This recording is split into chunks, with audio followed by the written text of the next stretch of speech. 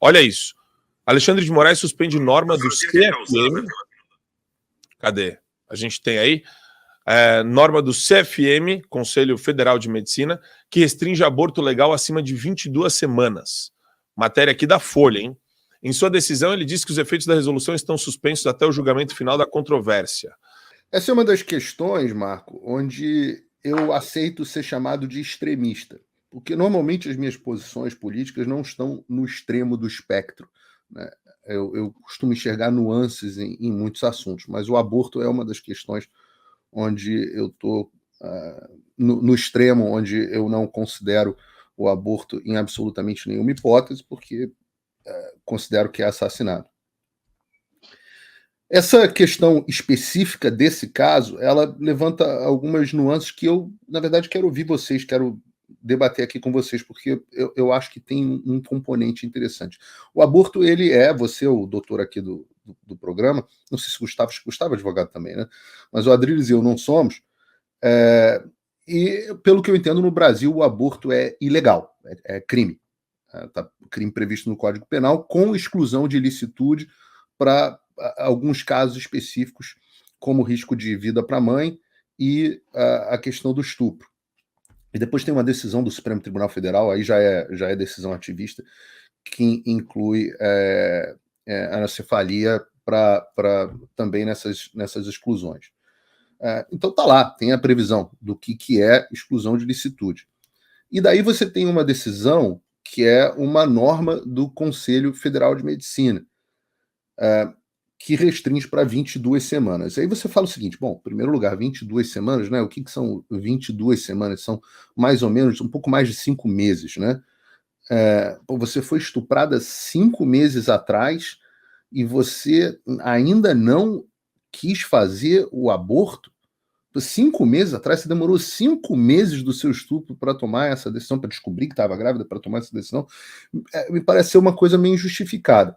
A dúvida que eu tenho, como alguém que sempre preza que a lei seja seguida, é se a gente quer que uma entidade profissional, de categoria profissional, tenha o poder de legislar dessa forma. E eu fico preocupado com isso.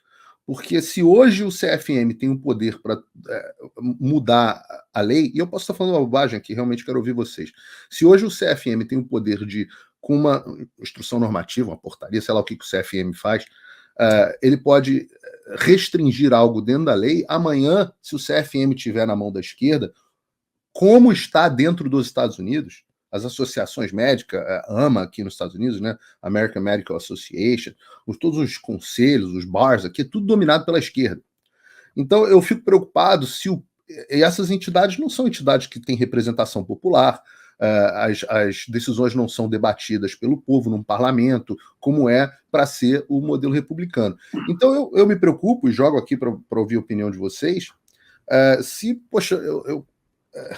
é difícil dizer isso, mas se talvez não esteja correta a decisão do Alexandre de suspender é muito difícil falar isso, porque dar razão para o Alexandre, que é uma coisa que já me dói muito, e também concordar com uma decisão que facilita o aborto. Mas porque eu não entendo que talvez o CFM tenha... que eu queira um CFM com este tipo de poder, e eu não sei o que vocês acham disso. Por favor, me eduquem, não é uma posição que eu tenho consolidada, não. Opa, desculpe interromper o seu vídeo, mas desde 2022 eu continuo com as contas bloqueadas e o passaporte cancelado pelo Xandão.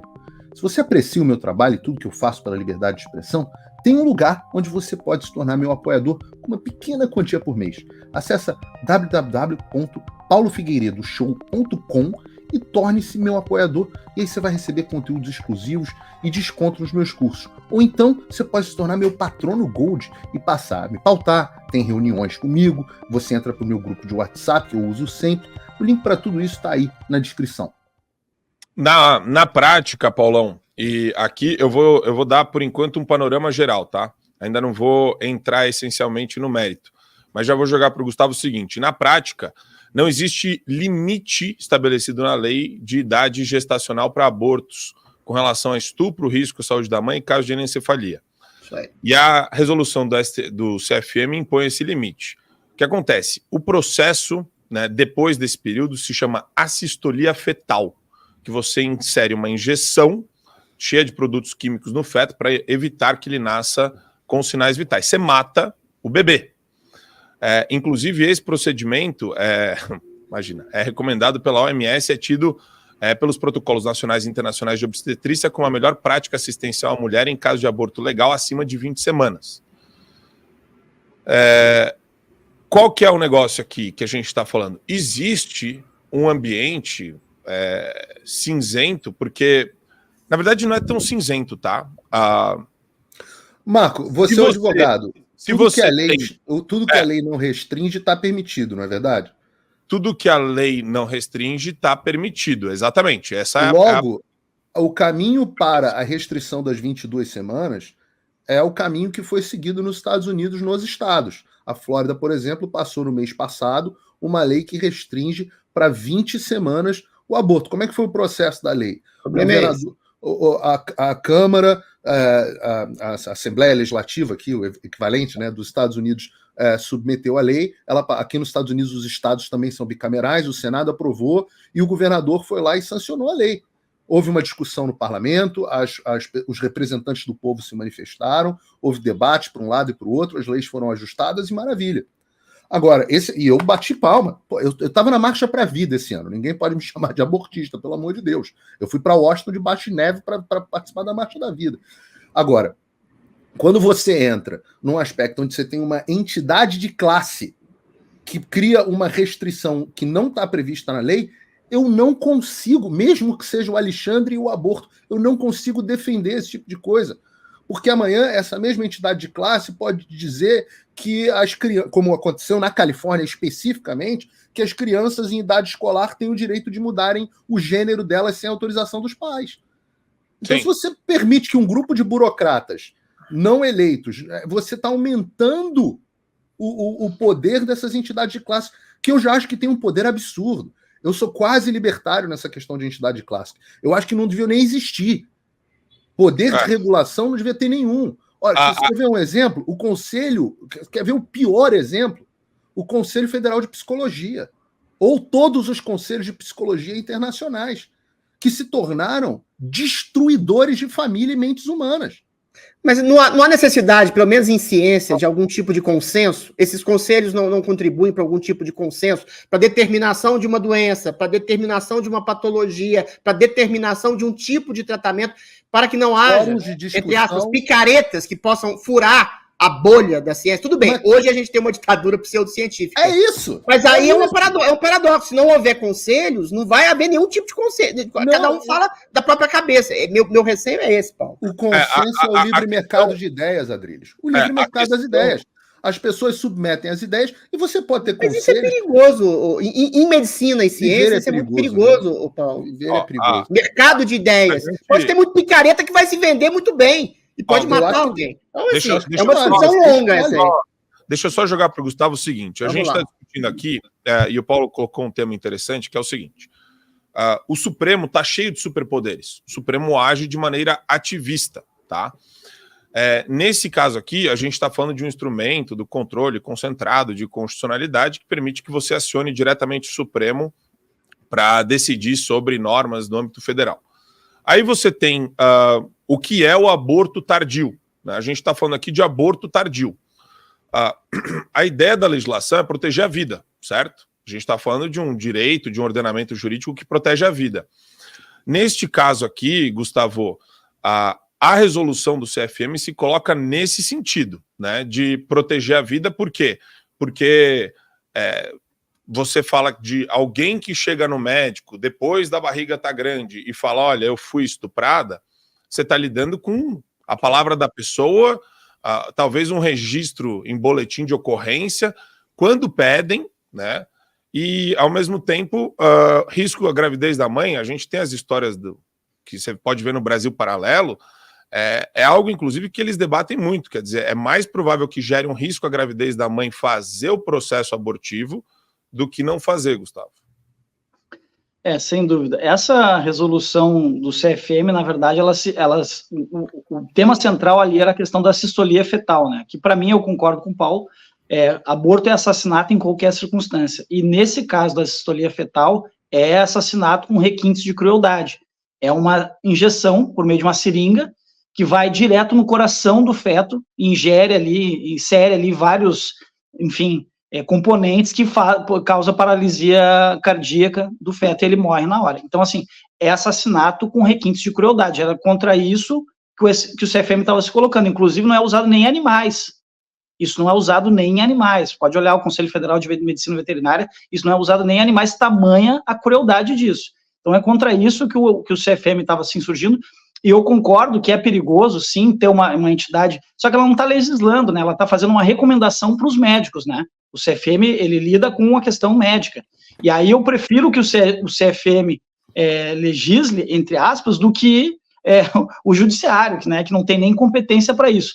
E aí a gente entra num outro, eu não vou nem entrar na questão da perversidade dessa decisão, porque eu acho que é muito típico desse senhor, né?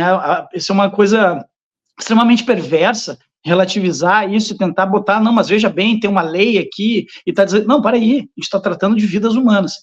Mas, além disso, o pessoal que tem uma dúzia de deputados, ou seja, ele não tem voto para passar as suas pautas no Congresso. Ele não tem votação suficiente. Por quê? Porque a população discorda das bandeiras, em sua grande maioria, discorda das bandeiras do pessoal. O que eles fazem? Eles recorrem a um ministro, e aí esse ministro, com uma decisão monocrática, vai contra todo o entendimento do Congresso, que se esse tema for a votação, e é por isso que nunca vai, porque eles sabem que vão perder, e contra o entendimento da maioria da população.